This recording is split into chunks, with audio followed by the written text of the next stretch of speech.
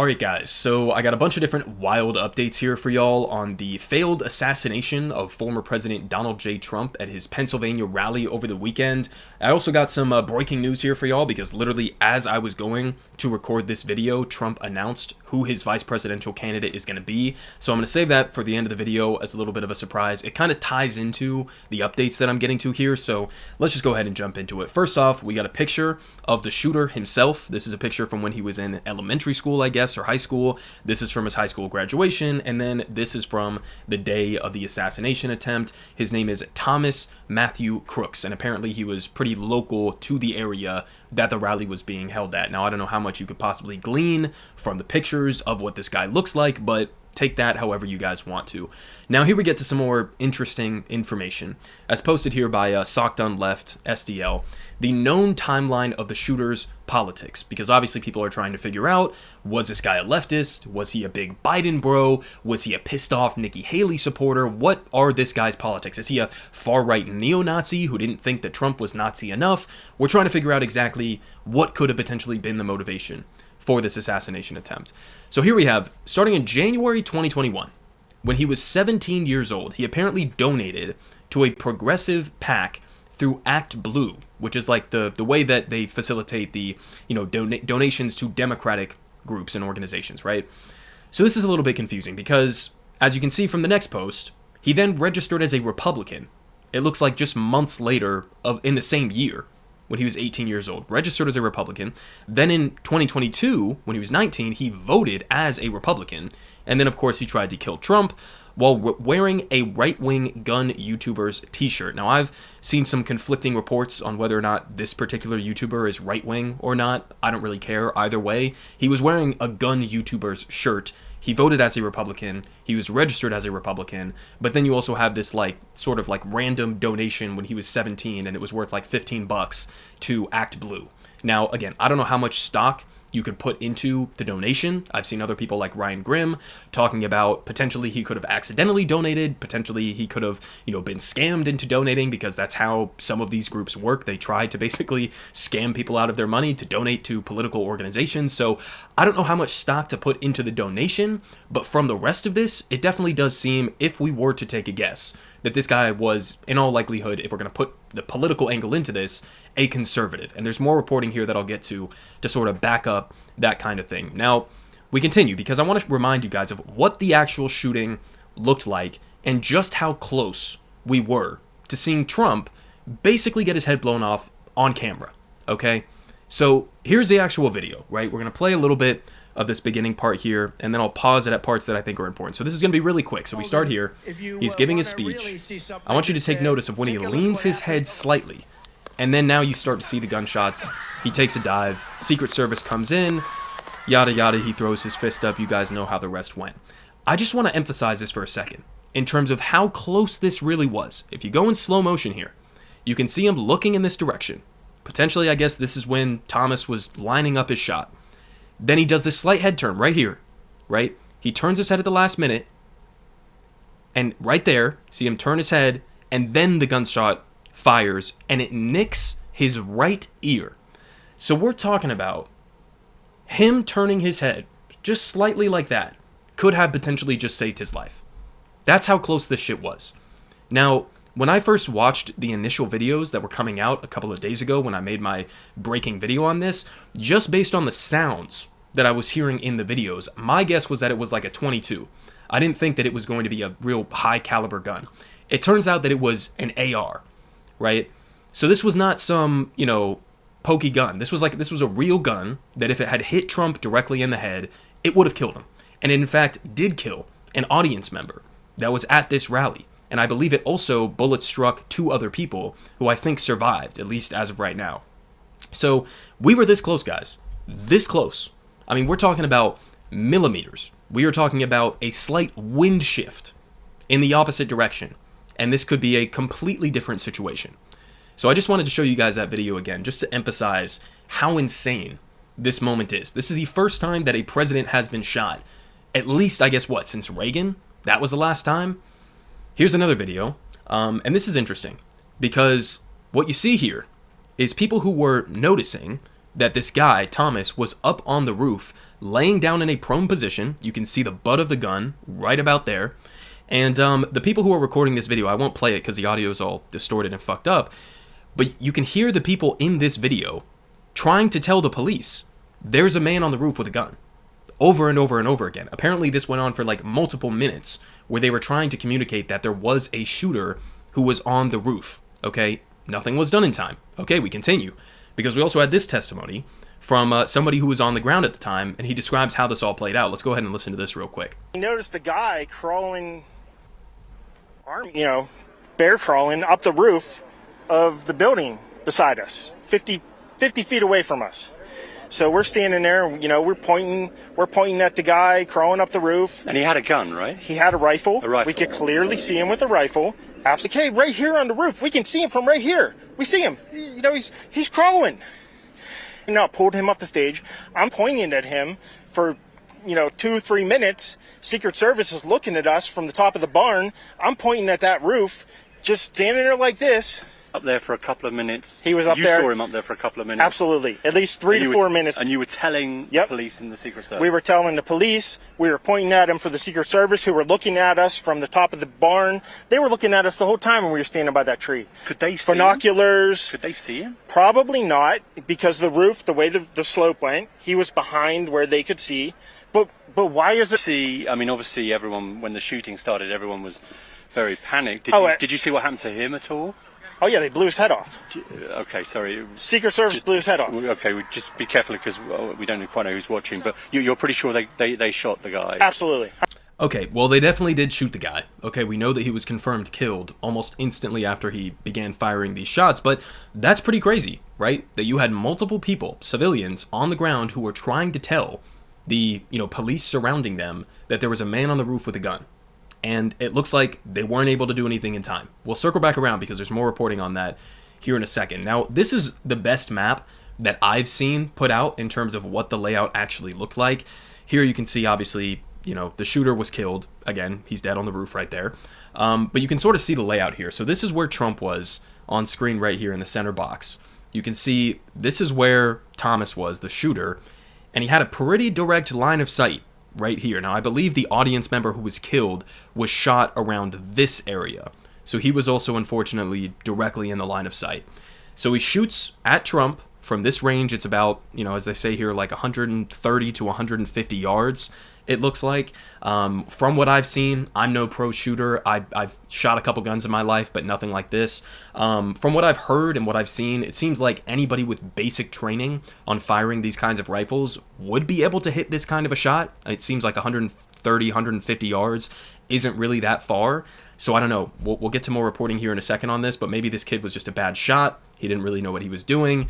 And also you have the fact that Trump turned his head and whatever. Again, just to emphasize how close it was to Trump being killed in this kind of a situation. Now, you can see here, this red box is where the Secret Service snipers were located. And again, they pretty quickly responded and took him out. Now, there was a couple videos that were floating around of the snipers that were on the roof. These guys up here in the top right. And it's a really weird video that I can't fully make sense of, because you can see him sort of looking down his sights. He hears some of the gunshots, I think. He looks above his scope, and then he comes back down and lowers his gun.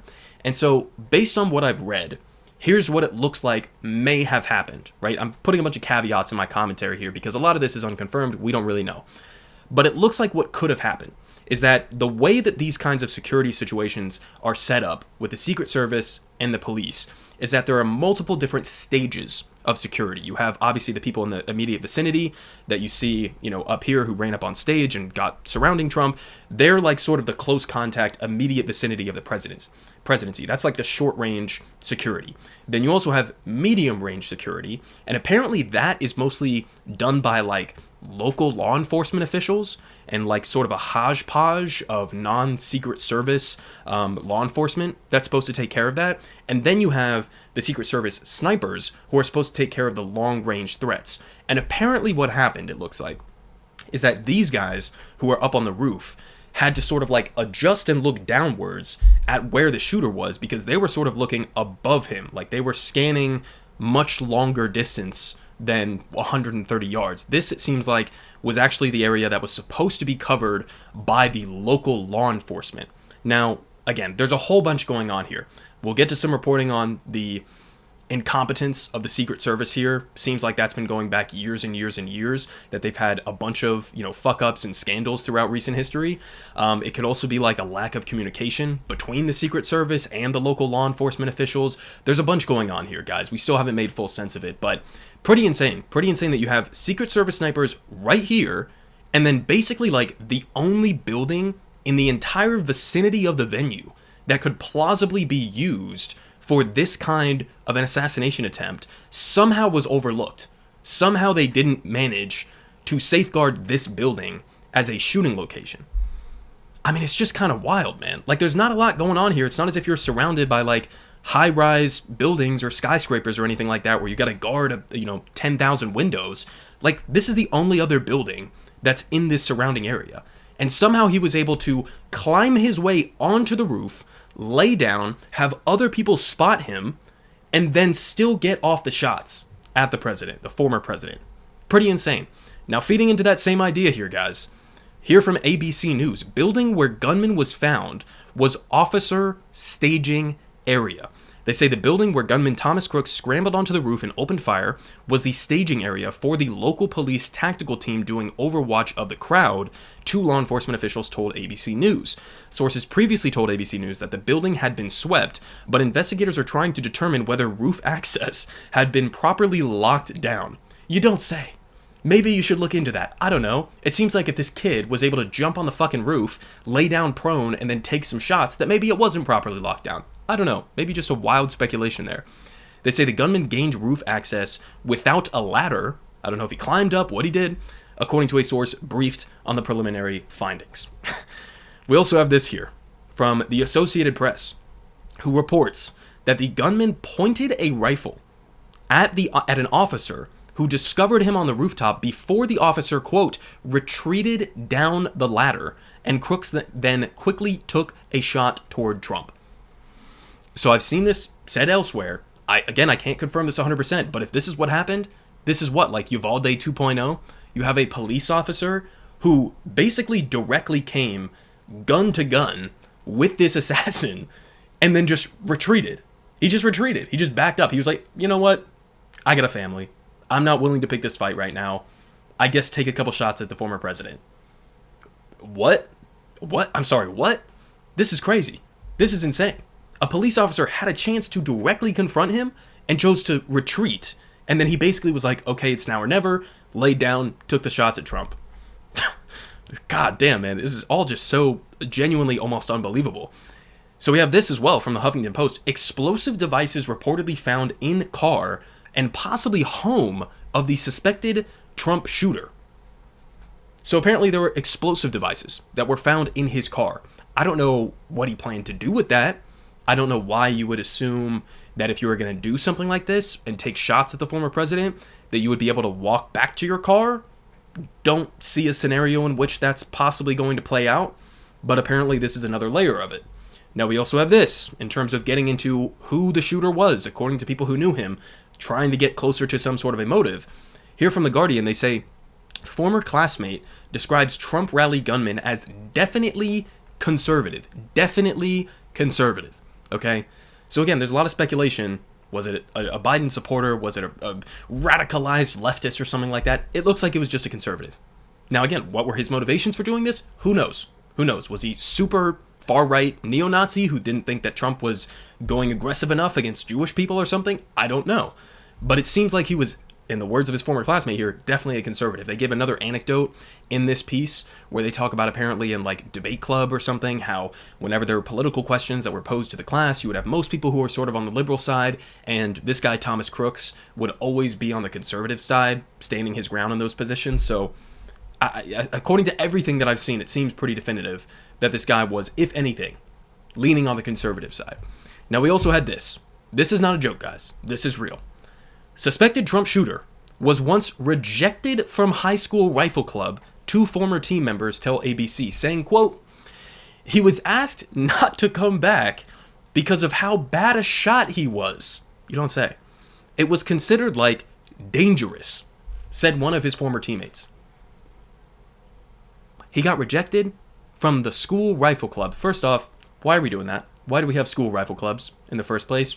I don't know. Is that weird? You guys tell me. I think that's a little bit weird. But he got rejected, kicked out basically it looks like, from the school rifle club because of how bad of a shot he was. Okay. All right. We also have this. According to Tom Winter here, NBC News is reporting that the FBI has now accessed the phone of Thomas Crooks, the alleged Trump shooter, and based on the preliminary analysis of the phone, the information has not helped the FBI determine what his motive was. I don't know. Apparently, this is like the only 20-year-old in the country who has no social media profile whatsoever. They said he has a Discord, apparently, but that it doesn't really have anything to do with politics. So he doesn't have, you're telling me he doesn't have a Reddit, he doesn't have a Twitter, he doesn't have even a Snapchat, an Instagram, a Facebook, a YouTube, nothing. Apparently this guy has no online social media footprint whatsoever. Now that may change, maybe he has some anonymous accounts that we'll find out about later down the line, but this is just wild. They have access to his phone and they can't find any information. Any information, really, about what this guy's motivations were for taking shots at the former president? That's a pretty bold thing to do. You would think there would be some indication. What kind of media does he watch? Was he ever liking posts on Twitter from, a conservative account who hated Trump? What are we doing here? What are we doing here? This guy's just a complete, blank slate. Nothing going on. Just randomly woke up one day and said, you know what? There's a rally in town. Let's go do it. Now, I wanted to recommend this piece to you guys if you want to get further information on the Secret Service. This was a Substack post by our boy Ken Klippenstein, friend of the show. And he basically details how, and I agree with his perspective on this, there are a lot of conspiracies floating around right now. There are a lot of people who are saying, and even in my comments, I saw it in the video a couple days ago, guys. A lot of you guys were saying, maybe this was staged. Maybe there's something deeper going on here. Now, I'm not going to say 100% that that's not the case, but based on everything that we know, guys, you do not need a conspiratorial analysis to try to make sense of what's going on here. Because as Ken Klippenstein outlines in this article, convincingly, the Secret Service has gotten in so many scandals over the years and has demonstrated institutionally, structurally, their incompetence on so many different occasions that it's genuinely not hard to believe that this was just a massive fuck up, that it was just an oversight, that they didn't have enough time to prepare, that they didn't put the right resources in the right places, that any number of things could have gone wrong to allow this kind of thing to happen, right? And you don't really need to get conspiratorial about it. It could have just been, as far as we know, a guy who was sort of a loner, as we're going to get to here with some other statements that have come out, a guy who was a loner, a guy, who has had a troubled upbringing or past or whatever the case may be, and maybe he just decided to do this. He has easy access to guns because who doesn't in this country? And he may have just lost it and decided to do this. I don't know. All I'm saying is we don't know the official explanation or motivation for this happening. But at this point, I'm not convinced that there's anything, in terms of a deeper conspiracy that's going on here as of yet. Now, I also wanted to mention this. Actually, before I get into this, I will mention, I guess I forgot to bring this up in this, in my rundown here of all of these different things, but there was also a bunch of statements that were coming out from his former classmates detailing how apparently Thomas Crooks was intensely bullied when he was in high school. And so I'm just adding that to it because, again, like I said, it could just be that kind of a situation where you have somebody who's been through it. They were, hyper bullied when they were in school. They were sort of a loner. They had access to guns. He kind of almost textbook fits the bill for what you would expect of a school shooter. And I don't know, maybe it's just a similar situation to that, similar mindset, but instead of doing a school shooting, he went and shot up the former president. I don't know. Okay. So I'll just leave it at that. You guys tell me what you guys think. Now I'll finish off with this because this is kind of interesting, right? Here we have Ben Shapiro, old Benny boy, coming out and basically blaming heated rhetoric of sorts. The implication being from the left for this shooting. Let's go ahead and listen to a quick 25 of Benny here. So I just came off Shabbat here in Los Angeles. Obviously, we sort of heard the news through the grapevine about what happened with President Trump in Pennsylvania. It's a shocking moment in American history, a terrifying moment in American history, and the culmination of a long effort, no matter how you slice it, to ratchet up the level of rhetoric in the United States surrounding our politics such that this sort of assassination attempt could ever even happen. Okay. So he's not the only one to say this, guys. I've seen this from Marjorie Taylor Greene. I've seen this from a million other conservatives online. Straight up trying to imply that Democrats are responsible for this shooting. Because why? Because they say things like Trump is a threat to democracy, or Trump is a fascist, right? Or Trump is racist, or whatever the case may be. Now, again, first off, based on what we know on the shooter's profile so far, it seems like he was a conservative. So I don't know how you could possibly say that this is because of the left, or this is even because of like Joe Biden, because it doesn't seem like he was like a big Biden bro, right? He's a registered Republican. He voted it as a Republican. Don't know how that possibly lines up here. But the second point, and really the more important point, is that Ben Shapiro, of all people, is now coming out and talking about stochastic terrorism. Ben Shapiro, the same guy who, I believe multiple, at least one, like the Quebec mosque shooting, has been like directly cited as an influence on people who have gone and done racially motivated hate crimes and mass murder. This guy is now turning around and saying Democrats are engaging in stochastic terrorism when they criticize Trump. You've got to be fucking kidding me. You've absolutely got to be fucking kidding me. This is ridiculous. Democrats come out. They will say things like Trump is a threat to democracy. Okay? Trump helped to overturn abortion rights. Okay, please don't get mad at me for saying this. That's the kind of thing the Democrats do. But if you look at what Trump's rhetoric is, or even just any Republican's rhetoric is, what is Trump talking about? They're talking about things like the Great Replacement Theory. How there is this massive conspiracy led by a cabal of elite Democrats to import non-white people into the country to replace the white American voter base. This is the kind of shit they're talking about. Trump is up there on stage talking about vermin socialists and communists and how we need to destroy them and remove them from the country. Trump was just talking about deporting pro-Palestine protesters in this country. Trump is out there talking about how Democrats and Joe Biden are like evil Stalinist pedophiles, basically. That's your average Republican, right? So to come out and to say, oh, the rhetoric is charged. The rhetoric is charged. Really? Really? Who did that? Who did that? I mean, it's ridiculous. I actually saw a tweet from Marjorie Taylor Greene basically implying that like Democrats were asking for this. Democrats wanted this with their increased rhetoric against Trump. And it's like, motherfucker, were you not the person who literally ran an advertisement during your election campaign where you were blowing up a car with a sniper rifle and the car had the word socialism printed on it? Like, I'm losing my mind. I'm losing my mind at the idea that conservatives are now coming out and complaining about charged rhetoric. Like, what are we doing? What are we doing? Just silly. Just absolutely silly. Now again, here I finish off because we have an official announcement from Donald Trump, who has picked none other than JD Vance to be his vice president. Here is JD saying a similar thing to what Ben Shapiro was just saying. He says, today is not just some isolated incident. The central promise of the Biden campaign is that President Trump is an authoritarian fascist who must be stopped at all costs. True. That rhetoric led directly to President Trump's attempted assassination. Okay, again, first off, we don't know what the motivation for the shooting was. We don't know. What if it comes out that this guy was a Nazi? What then? Are you still going to blame Joe Biden for amping up the rhetoric? Second of all, an authoritarian fascist who must be stopped. That's just true. I'm sorry, but that is just a true and accurate descriptor of Donald Trump. So are we just like not allowed to say that because you think it's going to cause some sort of danger to him? Again, the hypocrisy just, it knows no bounds. Especially when you consider stuff like this, as pointed out here by Hasanabi. JD Vance compared Trump to Hitler. To Hitler. In an unearthed message to former roommates. The GOP Senate candidate in Ohio has since become a Trump convert and won the former president's endorsement. You compared him to Adolf Hitler. That's even a step above what Joe Biden does, right? Joe Biden has said in the past, like, Trump is using Hitlerian language or rhetoric, right? He said stuff like that in the past. But you compared Trump to Hitler. So are you responsible for this assassination on Trump? Is it now you're the responsible party for this because you said something like that? I mean, it's just, all of it's ridiculous. Now again, Trump came out with this announcement here.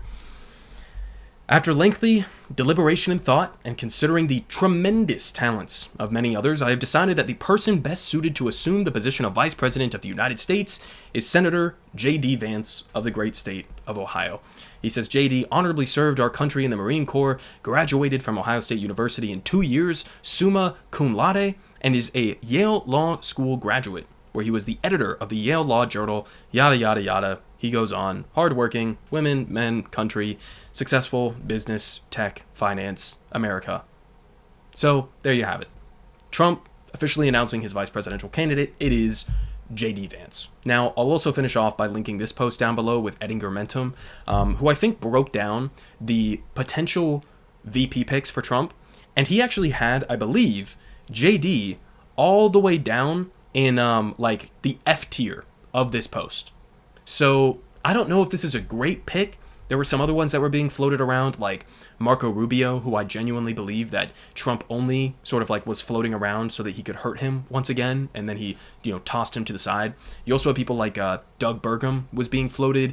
Glenn Youngkin was sort of a last-minute addition to the potential VP picks. I guess you had other candidates like Noam, who were sort of thrown out of the running when they came out and admitted that she, just kind of murdered her puppy. So that was something. But it's JD Vance. So I don't know. You guys tell me. Is that the right pick? I don't know. I'm not convinced. I think that, from a Trump campaign perspective, somebody like Glenn Youngkin would have probably been the best pick. He's a governor from Virginia, which is sort of like a battleground state, and he's sort of like semi more normal, at least from your average American's perspective, than Trump. You have guys like Doug Burgum, who has an ass ton of money behind him, and he's also very boring in the same way that like Mike Pence was a good pick for Trump because he's so boring and sort of like calms the nerves of people who are nervous about Trump. So I don't know. You guys tell me, is JD even a good pick for Trump in this? Does it even matter with how weak of a candidate Joe Biden is right now? Like, does any of this even matter? I mean, especially with the assassination attempt, is Trump going to shoot up in the polls from that? I don't know. You guys tell me. Again, still a bunch of information that we need to learn about what this shooting was actually about, what were the motivations, and I'll definitely keep you guys updated as we continue to get that info. Politic guy has the best politic. Believe me, no one does it like him.